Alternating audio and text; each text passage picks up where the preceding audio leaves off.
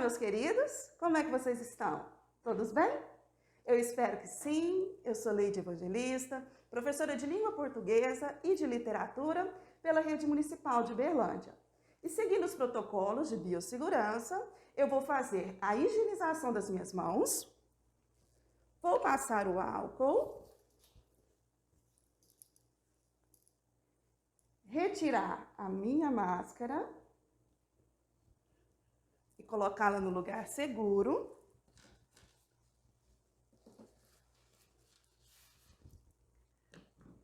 Passar o álcool novamente.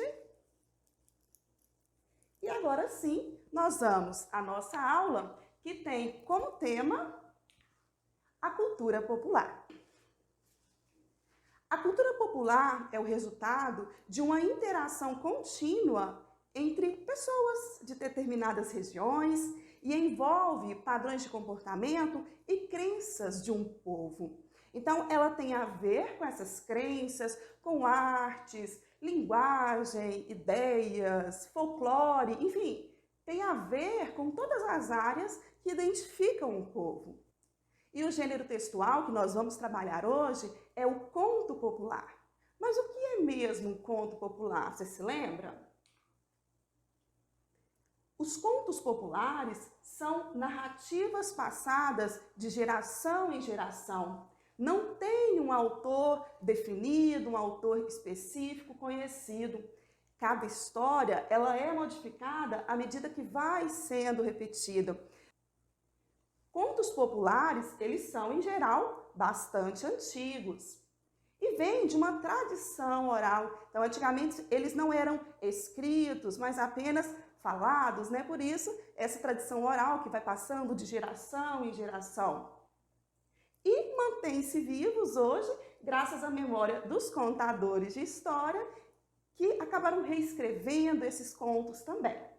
Os contos populares abordam vários aspectos da vida. Eles podem falar de alegrias e tristezas, animais e seres mágicos, heróis e vilões. Podem ser cômicos, satíricos ou empolgantes. Podem divertir, dar bons exemplos ou tentar explicar coisas que as pessoas não entendem. E o conto que nós vamos conhecer hoje, ele é bem divertido. É o conto de um personagem popular que é muito conhecido, que é o Pedro Malazartes. Vocês já ouviram falar do Pedro Malazartes? Aqui nós temos duas capas de livros que narram sobre a história, né? Sobre as aventuras do Pedro Malazartes. A primeira aqui é de Pedro Bandeira e a segunda é uma história em quadrinhos também de Pedro Malazartes. Mas, além disso, existem filmes, por exemplo, em 2017 foi feito um filme todo baseado nessas aventuras aí de Pedro Malazartes. Então, o Malazartes, ele acaba vencendo certas injustiças a partir da sua esperteza. Ele é um espertalhão, um malandro, e apesar de ser abrasileirado, ele já era conhecido em outros países antes de chegar aqui. Ele é uma espécie de anti-herói, um herói às avessas, porque ele vinga pessoas que sofreram algum tipo de golpe, de injustiça, ou encontra também uma maneira de ele mesmo ser beneficiado por outros. Mas ele nem sempre faz isso por meios muito honestos também. Então, os contos de Pedro Malazartes são geralmente muito bem humorados. Acompanhe comigo. Pedro Malazartes e o Urubu Adivinho. Devido ao seu espírito aventureiro, o Malazarte não consegue passar um dia fechado dentro de uma casa. Assim ele comprova que sua casa é um mundo, seu destino é estrada, e ainda acrescenta: eu sou Pedro Malazarte, o sabido sem estudo, eu nasci sem saber nada e vou morrer sabendo tudo. Em mais uma de suas andanças, numa certa manhã de verão, ele encontra no meio do caminho um urubu, com uma perna e uma asa quebrada, debatendo no meio da estrada. Agarrou o urubu, colocou dentro de um saco e seguiu seu caminho. Quando estava de noitinha, diante de uma casa grande, bonita, ele parou. Pela janela ele viu uma mulher guardando vários pratos. Prato de comida saborosa, garrafa de vinho num armário. Bateu na porta, pediu abrigo e comida. Mas a mulher recusou seu pedido, dizendo que como o marido não estava em casa, ficava feio para ela. Receber um homem em sua casa, o que a vizinha não ia falar, né? Então, o Malazarte foi para debaixo de uma árvore e continuou a observar a casa. Com pouco tempo, ele reparou que vinha chegando às escondidas um rapazinho ainda moço e que foi recebido com muito desagrado pela mulher, dona da casa, que imediatamente levou para a mesa, começou a servir vinho, um manjar de fazer inveja a qualquer rei. Quando os dois iam começar a comer e beber, eis que parece montado num cavalo lazão o dono da casa. O rapaz fugiu pelas portas do fundo e a mulher tratou de esconder os pratos de comida e os litros de vinho dentro do armário. Mas Lazar deu tempo suficiente para o dono da casa tomar seu banho, trocar de roupa e bateu novamente na porta da casa. O homem veio atender e ele pediu abrigo e comida. O dono da casa mandou ele entrar, lavar as mãos e convidou ele para sentar na mesa para o jantar. Mas você não é de ver que a mulher começou a servir outra comida, bem pobre, mal feita? Ah, mas Malazarte sempre com o urubu dentro do saco. Deu com o pé nesse urubu, fazendo ele roncar e ele começou a falar baixinho, como se estivesse discutindo com o urubu. O dono da casa ficou intrigado e perguntou, mas com quem você está falando? O Malazarte, sem gaguejar, respondeu, com esse urubu aqui. Uai, mas um urubu falando? Sim, senhor, falando e adivinhando. Esse urubu é ensinado e adivinhador. Diz com toda esperteza o Malazarte. O patrão, imaginando que o Malazarte era louco, perguntou assim, e o que ele está adivinhando agora? Malazarte, com a firmeza que lhe é peculiar, respondeu. Ele está dizendo que naquele armário ali, moço, tem um peru assado, arroz de forno, pernil de porco, boi de milho, farofa de cebola e 3 litros de vinho. O dono da casa, só para comprovar, ordenou a mulher, procura aí, para ver se é verdade. A mulher, desconfiada, então tentou dizer que aquilo era loucura, pois o urubu não fala e nem tampouco adivinha. E Malazarte retrucou. Então, abra o armário para você ver se é verdade ou se não é. E aí o dono da casa já ficou intrigado também e já ordenou, você abra isso aí, que é uma ordem, mulher. A mulher abriu o armário, fingindo surpresa demais e anunciou tudo aquilo que o urubu tinha dito. E todos comeram com muito apetite, aquelas guloseimas tudo. Ao terminar o jantar, o dono da casa perguntou por quanto que queria vender aquele urubu. O Malazar, fingindo diferença, disse que não vendia não vendia de forma nenhuma. Pela manhã, após um grande, saboroso café, o dono da casa dobrou a oferta da noite passada. E Malazarte, fingindo contrariado, aceitou o dinheiro, deixando na casa da mulher traidora e do homem besta enganado um urubu velho, com as asas e as pernas quebradas. E nunca mais adivinhou foi coisa nenhuma. É, Pedro Malazarte, veiaco. É um texto muito bom, né? Muito divertido. Vocês conseguiram compreendê-lo bem? Eu digo isso porque eu usei bastante ali o mineirês, né? Que é essa maneira como alguns de nós mineiros costumam falar. E para ficar mais claro, nós vamos relembrar quais são os elementos que aparecem no conto. Quais são os personagens do texto? Bom, nós temos ali o Pedro Malazartes, né, que é o protagonista, o personagem central, o próprio Urubu Adivinho, que participa também, acaba se tornando personagem muito importante na história. Temos o dono da casa, a sua esposa e um rapazinho que aparece ali e acaba fugindo em determinado momento. Narrador. Quem é o narrador desse texto? É uma pessoa que não faz parte da história, então nós temos um narrador em terceira pessoa, um narrador observador e onisciente, porque ele até mesmo prevê o que o Pedro Malazartes vai fazer e os outros personagens também. Então ele conhece muito bem essa história. Qual é o tempo em que se passa essa história? É um tempo de uma manhã até a outra manhã, quando Pedro Malazartes vai embora da casa. Além disso, nós temos como elemento do conto o espaço. Onde é que acontece essa história? Acontece ali na zona rural, né? Numa propriedade, uma casa, e o espaço em volta dela, ali debaixo de uma árvore, onde Pedro Malas Artes fica também espionando a família. Qual é o conflito aqui nesse conto? O conflito é quando Pedro Malas Artes se vê sem comida e sem abrigo e tenta pedir ajuda à dona da casa, que acaba recusando o seu pedido, né? E o enredo é tudo que a gente vê acontecendo aí na história, todas as ações que nós temos dentro do texto. E para o enredo ficar mais claro também, ele é dividido entre introdução, desenvolvimento, clímax, conclusão. A introdução é o início do texto, é onde o Pedro Malas Artes nos é apresentado e ele já aparece encontrando um urubu que estava ali machucado. Ele pega esse urubu e coloca dentro de um saco e segue viagem. E aí ele se dá conta de que já está anoitecendo, precisa de um abrigo e precisa de comida. Entramos então no conflito. Ele precisa resolver essa situação. Como é que ele vai resolver isso? Aí vem o desenvolvimento do texto, que é quando ele chega ali nessa propriedade, né, e tenta pedir ajuda para a dona da casa, que logo nega seu pedido, dizendo que poderia ser um problema para ela ter um homem ali na casa, né, já que ela estava sozinha.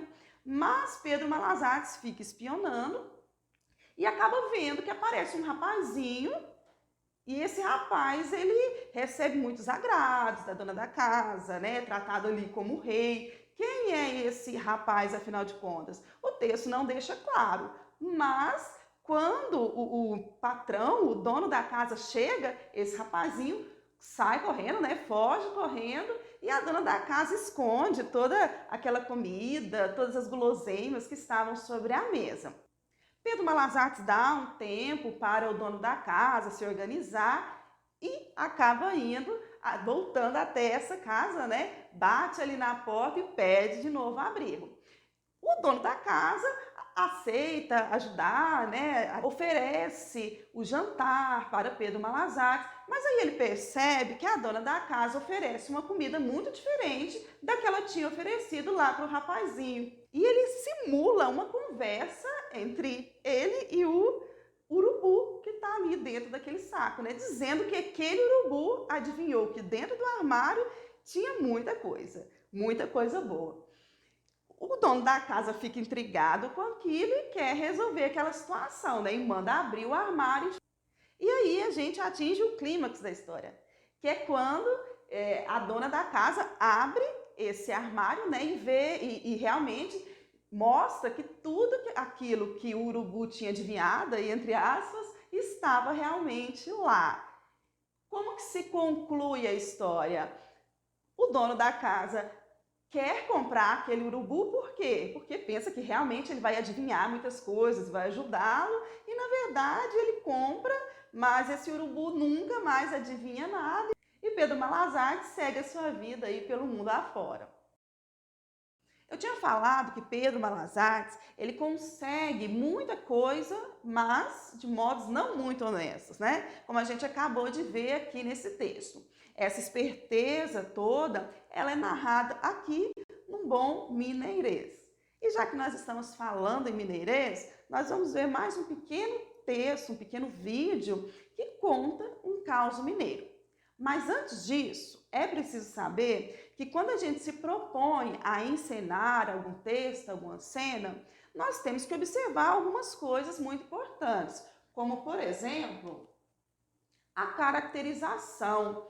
O que é essa caracterização? É observar a fala, o figurino, os gestos, a entonação, a maquiagem também é muito importante para a caracterização desse personagem que você quer compor. Além disso, é importante observar a ambientação, ou seja, o cenário, o espaço cênico. É claro que numa grande produção nós teríamos uma preparação muito maior, mas nesse caso em específico eu escolhi como cenário o nosso Parque do Sabiá. Observem.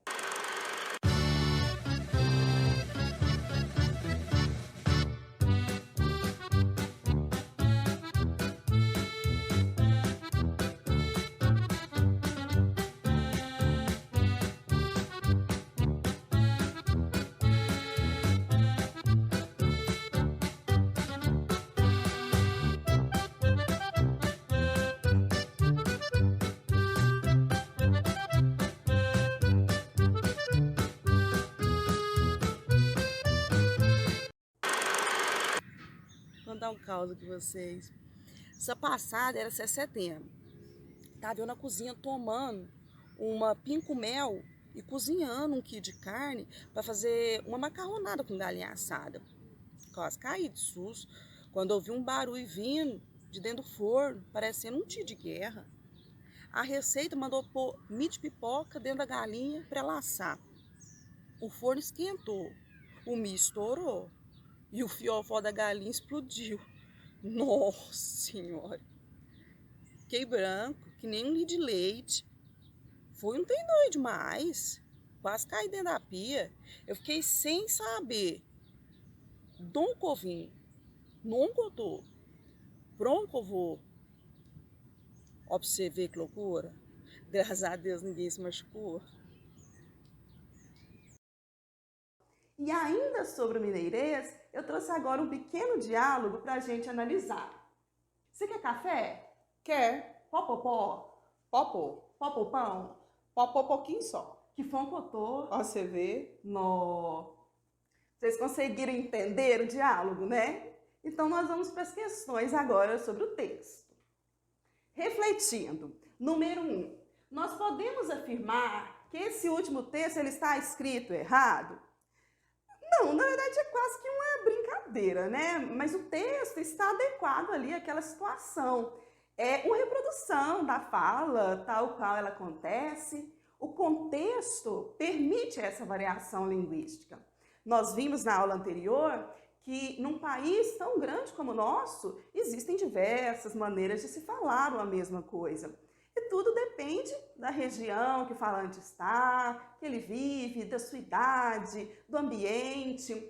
Isso tudo justifica essas variações linguísticas, fazendo, inclusive, com que o preconceito linguístico se torne algo totalmente sem sentido. Relembrando, o preconceito linguístico é quando um falante ele sofre algum tipo de discriminação pela sua forma de falar.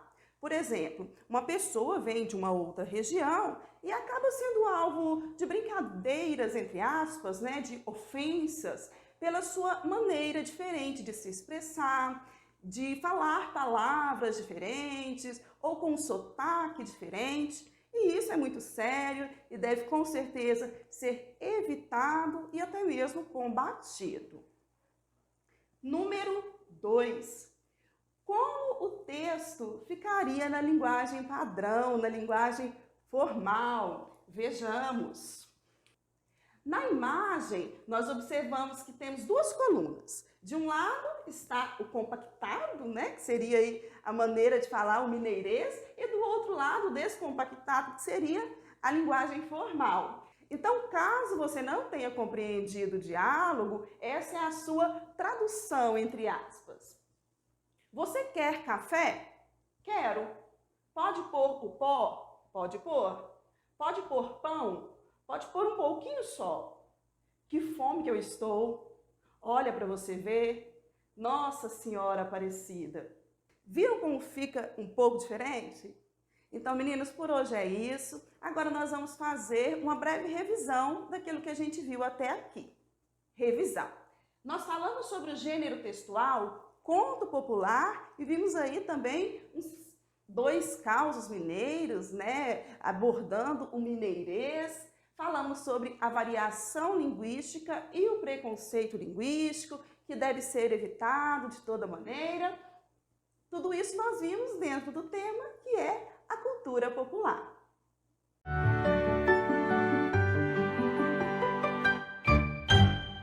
Obrigada pela sua companhia. Continue se cuidando, usando a sua máscara, o seu álcool em gel, evite as aglomerações, não deixe de fazer as atividades que os professores estão enviando para vocês nas escolas e a gente se vê por aqui. Até a próxima aula!